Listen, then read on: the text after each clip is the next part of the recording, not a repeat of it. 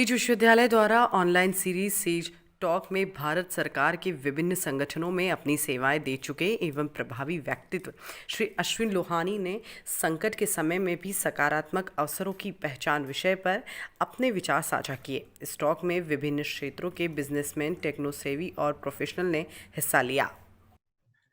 क्योंकि सर अब आपके ऊपर तो बहुत बड़ी आंध्र प्रदेश गवर्नमेंट ने जवाबदारी आपने ले ली नहीं है। नहीं, सब वो दिस इज ऑनरी पोस्ट है, खाली मीटिंग शेयर करने जाऊंगा, ऐसा नहीं। उन्होंने लिया है, आप तो करोगे, आप ऑर्डिनरी पोस्ट पे भी आप तो काम तो करते ही ना यार। और आते ही मतलब आपने वो जगह पे जाते ही एकदम बड़ा सिनेरियो बदल गया टूरिज्म का। बोलते ही इसमें सबसे बड़ा सेटबैक जो लगेगा इससे, कोरोना से टूरिज्म को ही लगेगा, सबसे बड़ा सेटबैक जो लगेगा टूरिज्म सेक्टर को लगेगा। सबसे ज्यादा इफेक्टेड टूरिज्म सेक्टर है और आपको उसकी जवाबदारी मिल गई। फिलॉसफी यही थी कि जब कंपनी घाटे में है, वो वक्त है पैसा लगाने का, वो वक्त पैसा और काटने का नहीं होता। क्योंकि उस समय अगर आप पैसा काटते हैं तो आप इन्वेस्टमेंट एक्सपेंडिचर तो काटते ही हैं, साथ साथ उन चीजों को भी काटते हैं जो एक्सपेंडिचर जो इन्वेस्टमेंट के रूप में होती हैं, जो फ्यूचर में फायदा देंगी। हमने सब ऑफिसेस ठीक किए, लोगों को स्टाफ कारें दी, लोगों के घर बनाए के 100 तो घर बनाए होंगे एमपी में स्टाफ के, नए नए घर, अच्छे घर। तुमको याद है 2004 में एंड में हमारे कुछ स्टाफ लोग परेशान हो गए, यूनियंस परेशान हो गए कि ये एमडी साहब तो लुटा देंगे ऑर्गेनाइजेशन को, और घाटा खर्चा कर रहे हैं। उनको ये समझ में नहीं आया कि इन्वेस्टमेंट है। अगर मैं किसी अपने स्टाफ को कुछ देता हूँ, उसको घर देता हूँ, उसको एक गाड़ी देता हूँ, उसको इज्जत देता हूँ, वो एक इन्वेस्टमेंट है, वो मुझे 10 गुना ज्यादा कमा के देगा।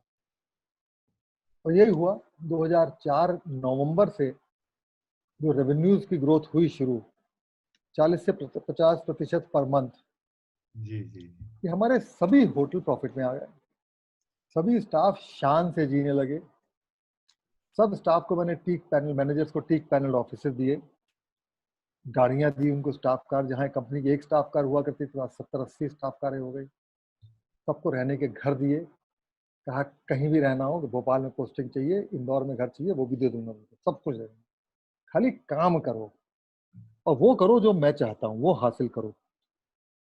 तो इसलिए लोगों को ये बताना बहुत जरूरी है कि आप असल में चाहते क्या हैं, क्योंकि अल्टीमेटली तो लोग अपने ऑर्गेनाइजेशन को खुश करना चाहते हैं, सीनियर्स को खुश करना चाहते हैं, बॉसेस को खुश करना चाहते हैं।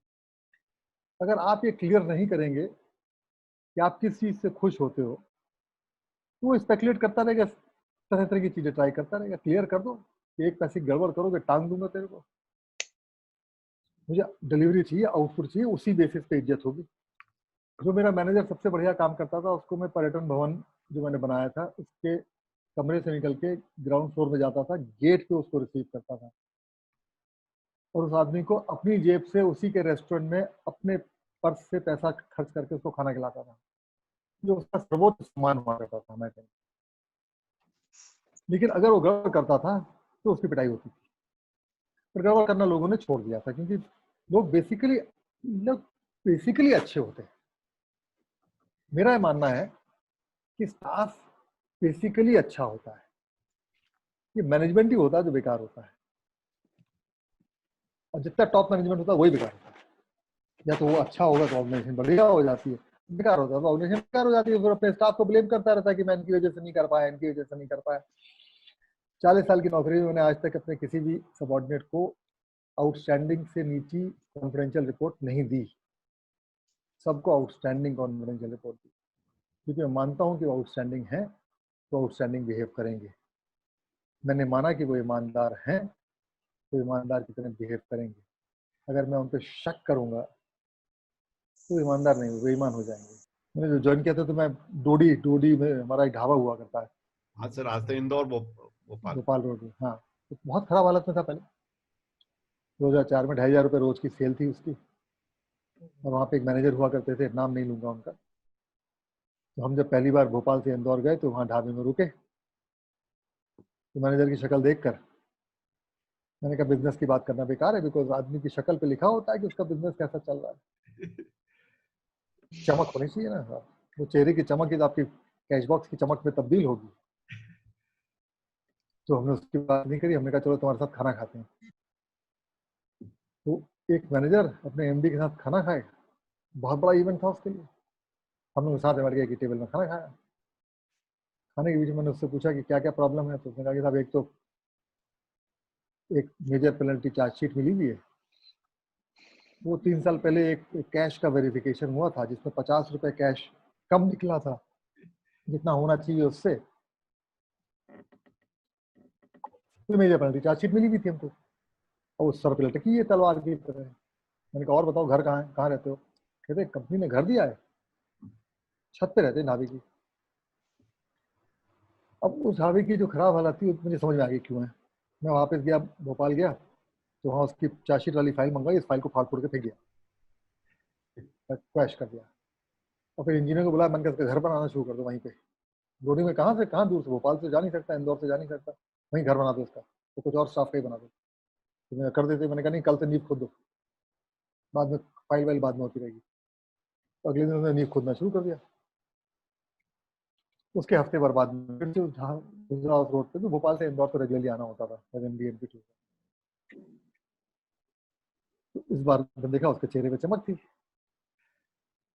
तो मैंने पूछा कितना धंधा करोगे? कहता कितना चाहिए आपको? मैंने कहा डबल कर दो। डबल करने का चाहिए सर। 10 दिन बाद में फिर से गुजरा वहां से, तो 2.5 का 5,000 हो गया था डेली सेल। हमने उसको उसी समय 500 रुपए का इनाम दिया, कैश बॉक्स से 500 रुपए निकाले उसको दे दिए इनाम के रूप में। उसके बाद 10-15 दिन बाद फिर गुजरा, तो फिर डबल हो गया, 5 का 10 हो गया। तो जब मैंने एमपी छोड़ा, और भी इनपुट्स दिए, ऐसा नहीं है, स्टाफ के इनपुट दिए और भी इंफ्रास्ट्रक्चर के इनपुट दिए, तो 2,500 रुपए की सेल 2.5 लाख की सेल हो गई थी, 100 गुना बड़ी सेल। इतना पोटेंशियल था। एक्चुअली जो आदमी काम करता है, हम उसका सबसे बेहतरीन निकाल लें। अगर मेरा भी कोई बेस्ट निकाले तो हो सकता है मैं पता नहीं और क्या क्या कर लूँ और क्या हासिल कर लूँ। इसी तरह मुझसे नीचे जो लोग हैं उनका भी अगर मैं बेस्ट निकाल लूँ, तो ये मैंने हर जगह देखा। जी सर, सर प्लीज। हाँ, तो एयर इंडिया में जब आया तो एयर इंडिया में भी हमको ऑर्गेनाइजेशन में जान डालनी थी, क्योंकि सबसे पहला काम तो वो है। मैं कहूँ कि जान नहीं डालूंगा, लेकिन ऑर्गेनाइजेशन बढ़िया करेगी, ऐसा हो नहीं सकता, ऐसा कोई तरीका ईजाद नहीं हुआ है। तो हमको सबसे पहले उसमें जान डालनी थी। अब हवाई जहाज वाली कंपनी में सब जान कैसे आएगी? हवाई जहाज वाली कंपनी में जान आती है एक नई फ्लाइट लगाकर, लंबी दूरी की फ्लाइट होनी चाहिए। तो हमने कहा विश्व की सबसे लंबी फ्लाइट चलाएंगे हम, दिल्ली से सैन फ्रांसिस्को की। 2015 में एमपी से आए थे, उसके जस्ट बाद मैंने इसकी चर्चा करी वहाँ पे एयर इंडिया में। तो हमारे लोगों ने बोल दिया, कमर्शियल वालों ने और फाइनेंस वालों ने, कि साहब ये तो 5 साल पहले भी सोचा गया था इसके बारे में, और ये फ्लाइट तो घाटे में जाएगी। कागज पे प्रूव किया हुआ था कि फ्लाइट घाटे में जाएगी, चल ही नहीं सकती फ्लाइट। खैर मुझे थोड़ी धंधे की समझ ज़्यादा थी उनसे, और टूरिज्म में रहा हूँ। तो हमने अगस्त में आए थे, 15 सितंबर करीब अपना फैसला दे दिया कि फ्लाइट चलेगी, विश्व की सबसे लंबी फ्लाइट हम चलाएंगे नई दिल्ली से सैन फ्रांसिस्को, जो 15 घंटे लेगी, 16 घंटे।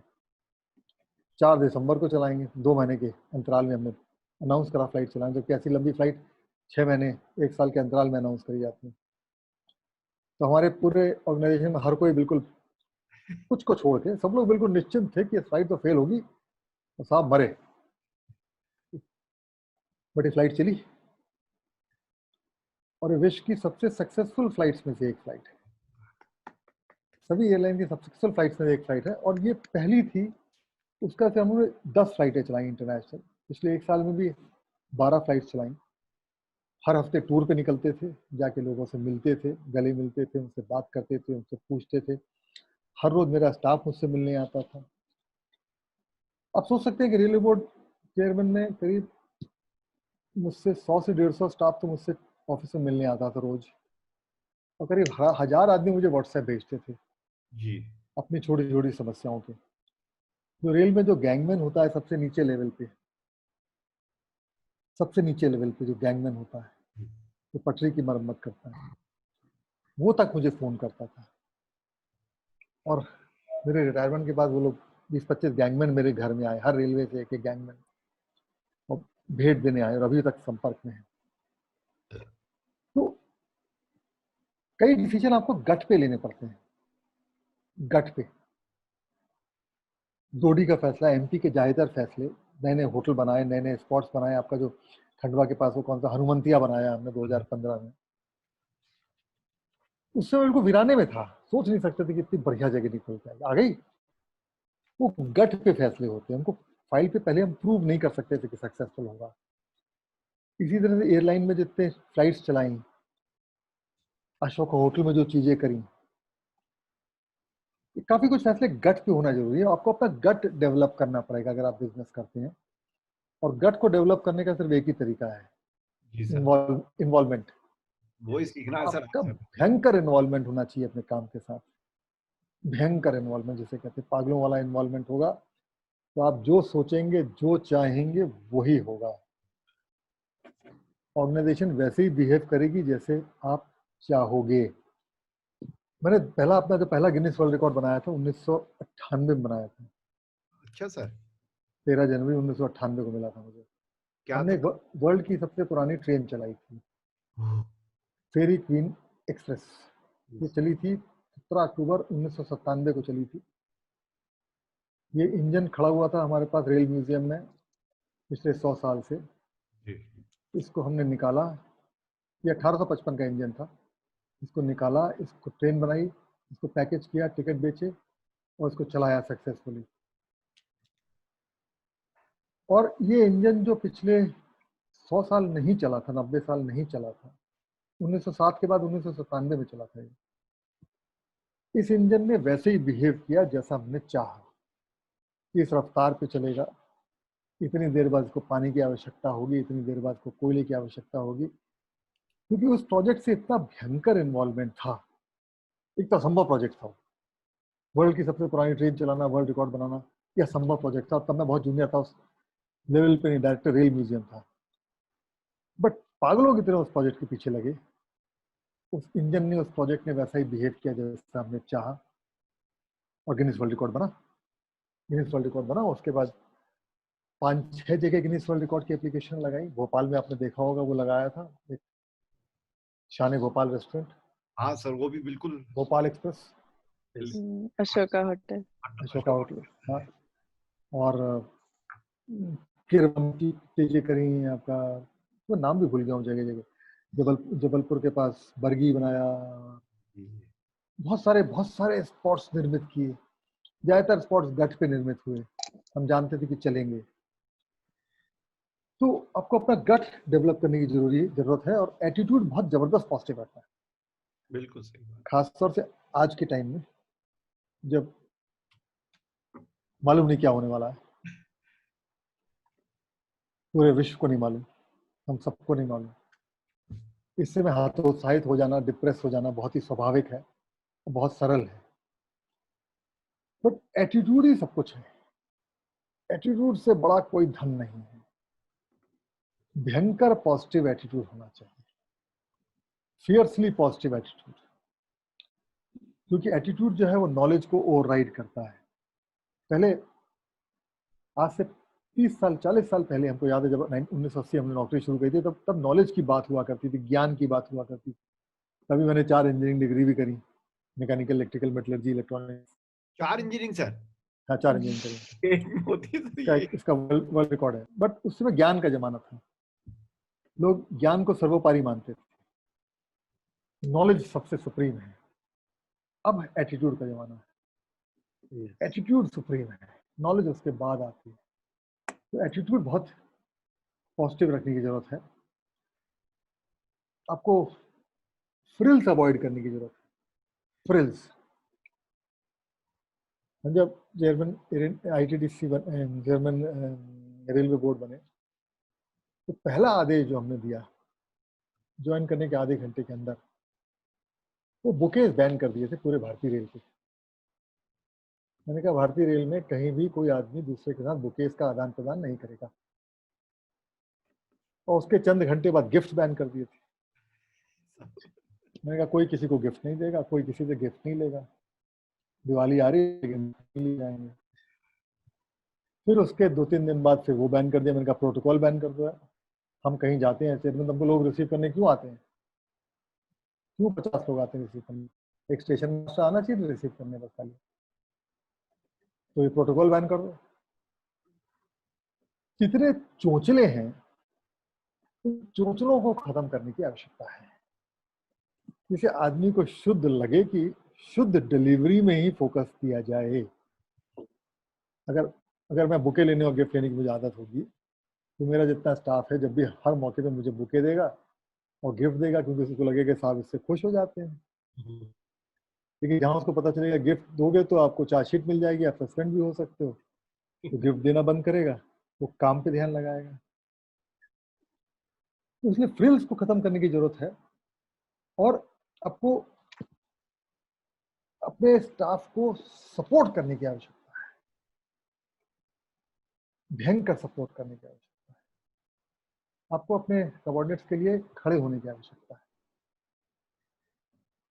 जब मौका पड़े तो उनके लिए खड़े हो जाइए और उस समय ये मत सोचिए कि मुझे ये कीमत चुकानी पड़ सकती है।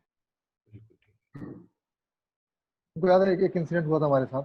इंसिडेंट तो बहुत सारे हुए, बट एक इंसिडेंट जो इस समय याद आ रहा है वो है जब एयर इंडिया में एक एमपी साहब ने एक उसको मारा था, हमारे एक स्टाफ को जूते मारे थे। हाँ सर, 2017 में। Yes sir. तो हम लोगों ने बैन कर दिया था उनको, लेकिन बैन करने की हमारी अथॉरिटी नहीं थी। किसको बैन कर दिया था सर?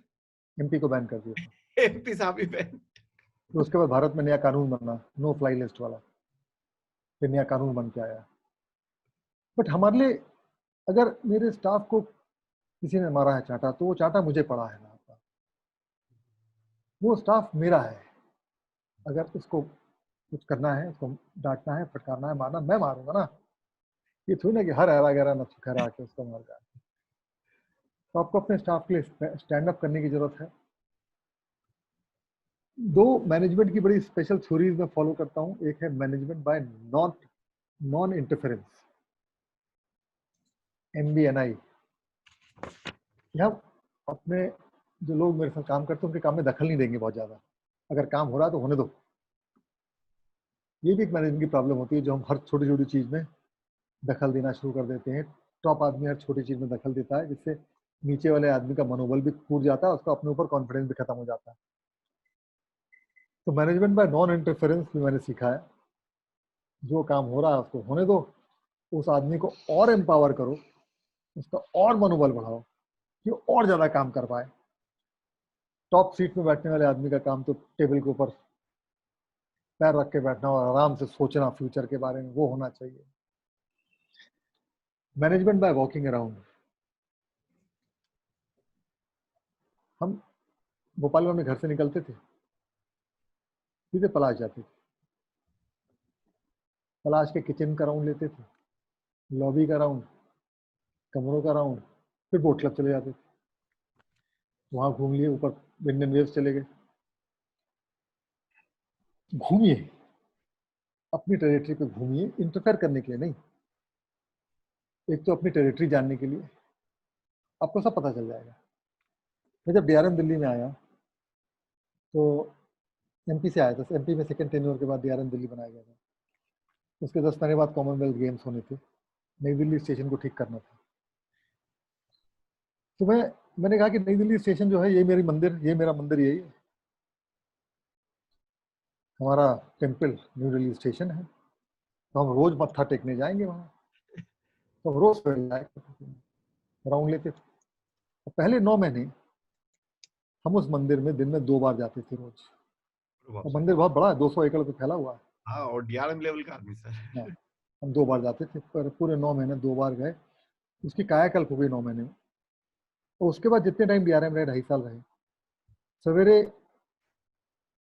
9:30 बजे नई दिल्ली स्टेशन, सैटरडे के दिन पूरे स्टाफ से मीटिंग, और फिर नई दिल्ली का राउंड। नई दिल्ली का राउंड 7 किलोमीटर का होता है, 7 किलोमीटर चलना पड़ता है नई दिल्ली स्टेशन पे। उसके बाद चले जाते थे पुरानी दिल्ली स्टेशन, मीटिंग, फिर 4 किलोमीटर का राउंड, उसके बाद चले जाते थे निजामुद्दीन स्टेशन, मीटिंग, फिर 4 किलोमीटर का राउंड। तो करीब 15 किलोमीटर की वॉकिंग होती थी हर शनिवार, चाहे बारिश हो, चाहे धूप हो, चाहे ठंड हो, चाहे ओले पड़े। पूरी टीम के साथ हर शनिवार हम लोग जाया करते थे, पूरे स्टाफ से मिलते थे और पूरी अपनी ज़मीन पे वॉक करते थे। एक तो हुआ कि पूरा स्टाफ हमको जान गया, हम क्या चाहते हैं वो जान गया, तो वैसे ही बिहेव करना शुरू किया। स्टाफ के दुख दर्द ठीक हुए, इंफ्रास्ट्रक्चर इम्प्रूव हुआ, चेंजेस आए, सबका फायदा हुआ, सबका फायदा हुआ। और कॉमनवेल्थ गेम्स के ऑडिट रिपोर्ट में सीएजी साहब ने सिर्फ एक विभाग के एक काम की तारीफ करी थी, नई दिल्ली स्टेशन के ऑडिट रिपोर्ट में। सीएजी के ऑडिट रिपोर्ट में नई दिल्ली स्टेशन की काम की तारीफ थी। उन्होंने लिखा था कि इतने कम पैसे में, इतने कम समय में ये काम कैसे हो सकता है। काबिल तारीफ है, पेज नंबर 35 पे। बेसिकली अपने जितने लोग हैं उनको एक मिशन देने की आवश्यकता है, एक मिशन होना चाहिए।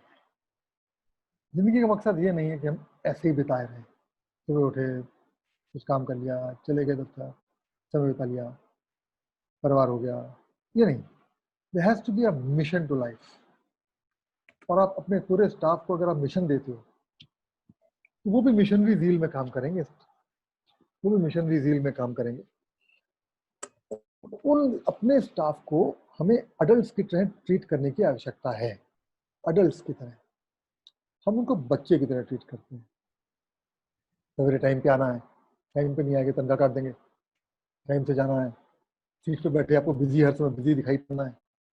हम ये मान के चलते हैं कि हमारा जो स्टाफ है, हमें उसे हर समय टोकने की आवश्यकता है। वो खुद तो रिस्पॉन्सिबल है ही नहीं, वो गैर जिम्मेदाराना है हमारा स्टाफ। हम ये मान के चलते हैं कि जो भी आदमी हमारे नीचे है वो गैर जिम्मेदाराना है, वो खुद नहीं करेगा।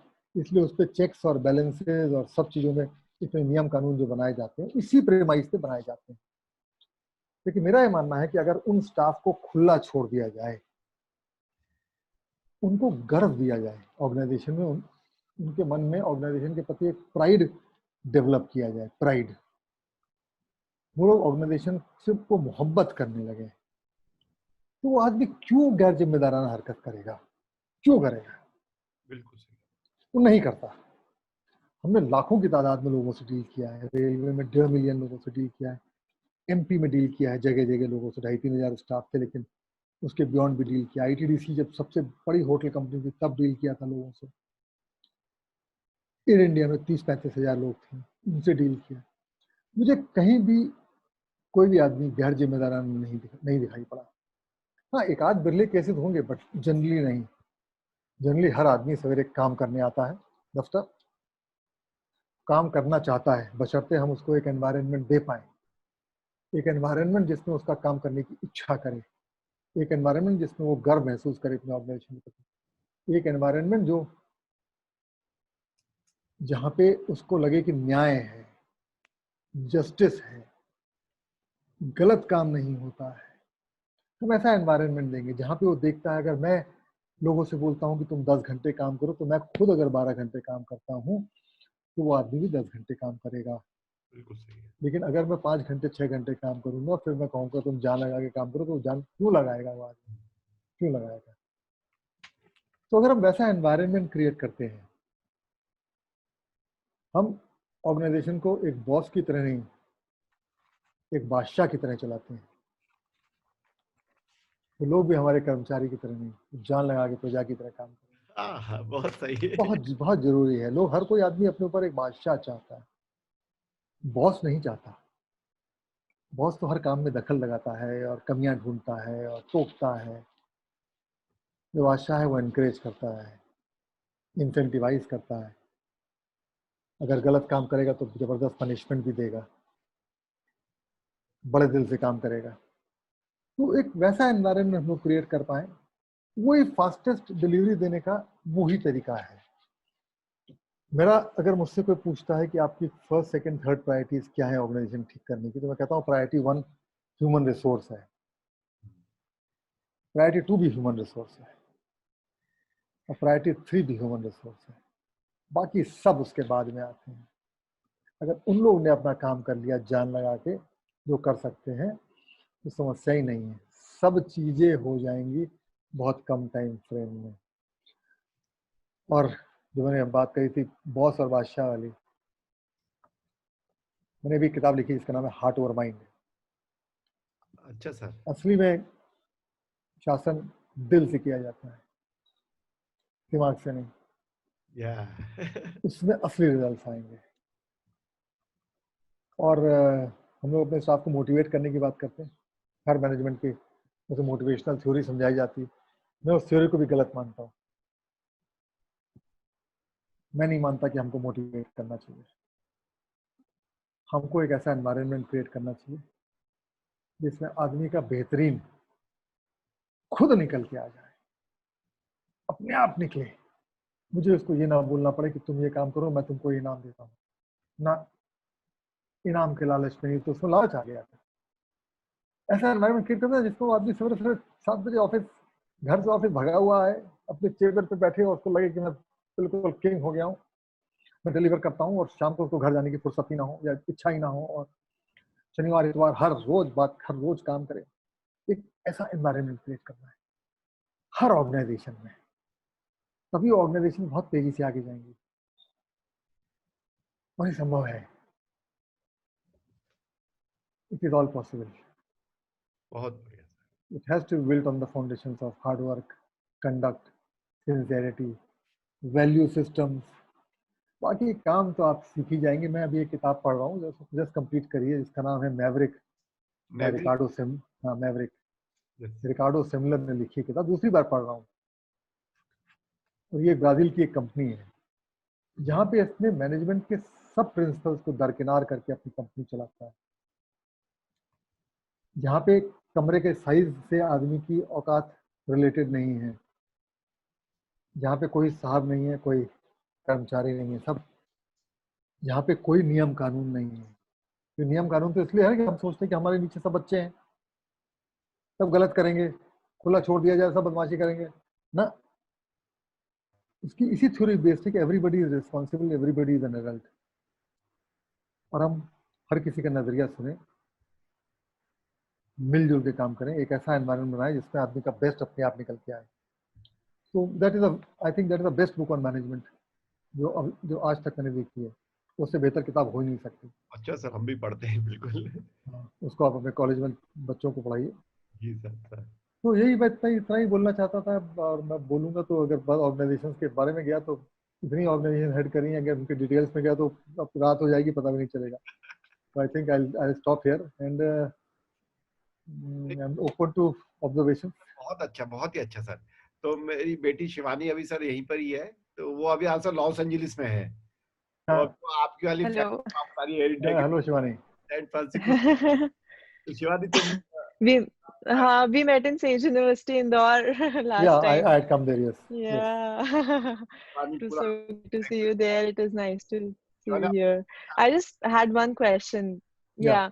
So you have had so many teams and you have actually turned around businesses with these teams.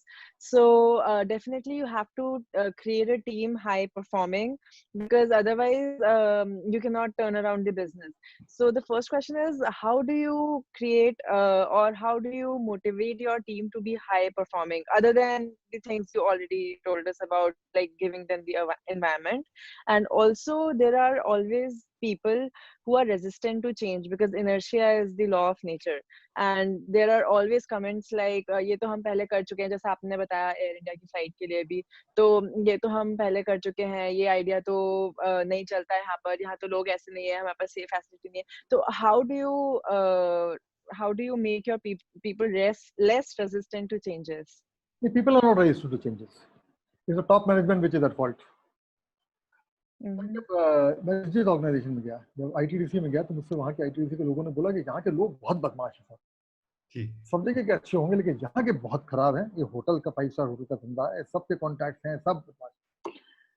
जब मैं एमपी में आया तो मुझसे लोगों ने ये बोला कि साहब देखिए, इन लोग को चलाना नहीं आता, इससे बेकार लोग आपको नहीं मिलेंगे। एयर इंडिया के बारे में पूरा entire bureaucracy, everybody keeps on saying, till I said कि नहीं, my people are very good. So they told me that they are very bad. And even in railways, my people, senior officers always used to say, नहीं unions are bad, staff is bad, इनको tight करके रखना पड़ेगा। मैं तो ये मानता ही नहीं कि लोग खराब होते हैं।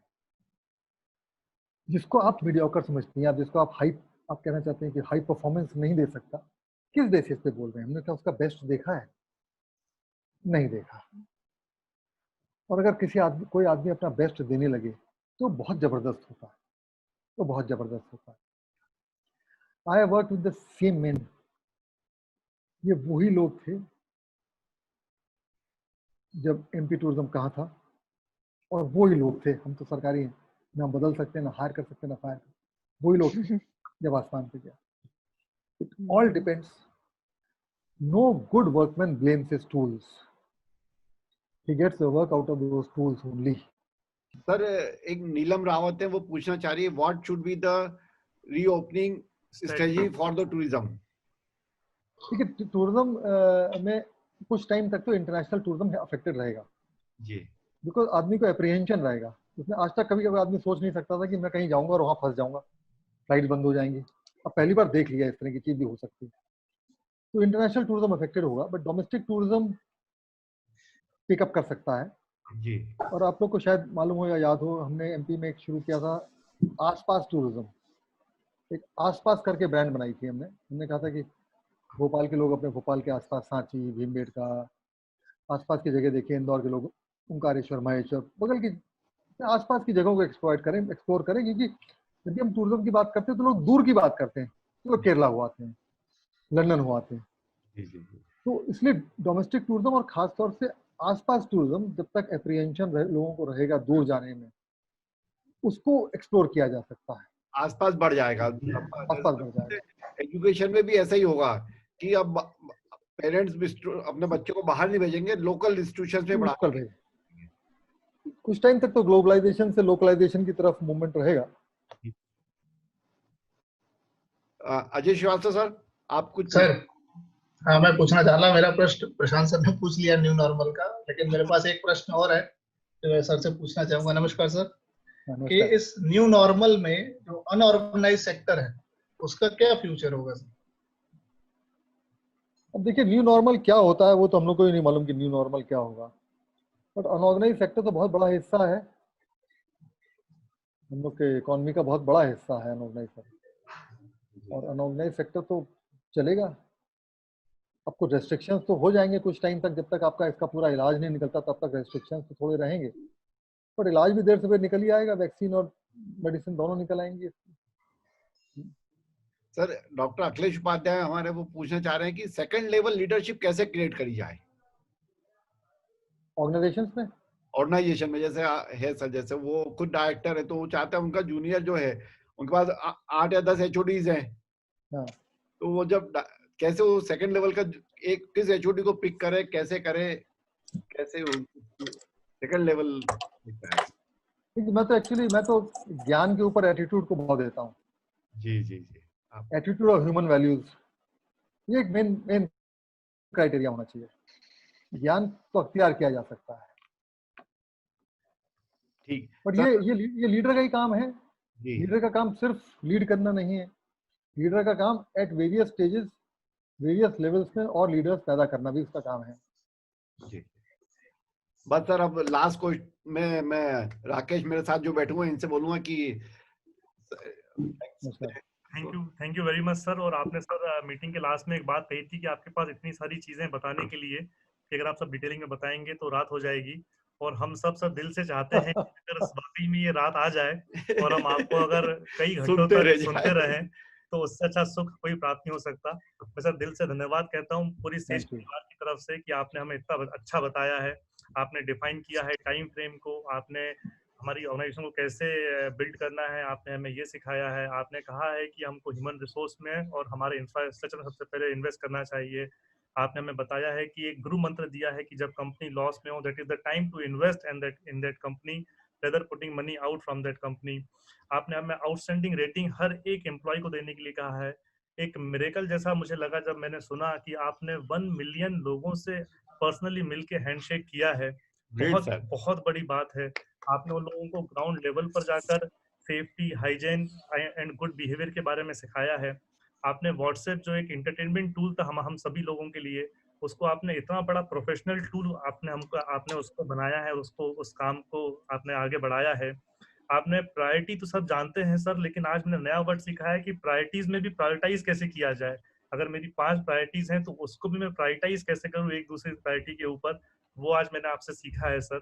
आपने इतना बढ़िया डोडी का केस स्टडी हमें बताया है सर, आपने लॉन्गेस्ट फ्लाइट के बारे में बताया है, आपने ओल्डेस्ट ट्रेन के बारे में बताया है।